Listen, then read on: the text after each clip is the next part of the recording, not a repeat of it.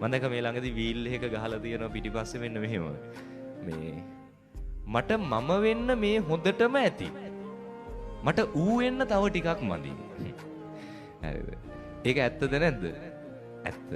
මේ ටික අපිට තමන්ට තමන් වෙන්න මොනවද මදි? මේ තියෙන ටික ඇතිනේ.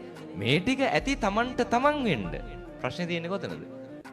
අර උන් වෙන්න ටිකක් මදිනේ. ඒ ටික හොයන්න ගිහිල්ලා තමයි අපි මේක අසරණ වෙන්නේ. ඒ ටික හොයන්න ගිහිල්ලා තමයි අපි දුක් විඳින්නේ. හැම දෙයකම එහෙමනේ.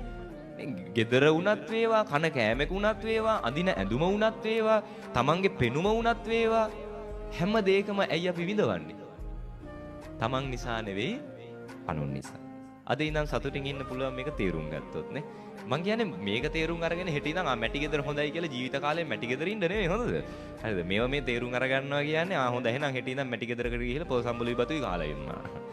ඒක නෙවෙයි තේරුම් ගන්නවා කියන්නේ. හරිද? තමන්ට පුළුවන් විදියට තමන්ගේ උපරිමෙන් ටික ටික දියුණු වෙන්න. හැබැයි විඳවන්න එපානේ. මැටි ගෙදර වුණත් විඳවන්න එපා. පුළුවන් විදියට හිමීට දියුණු වෙන්න. පැහැදිලිද?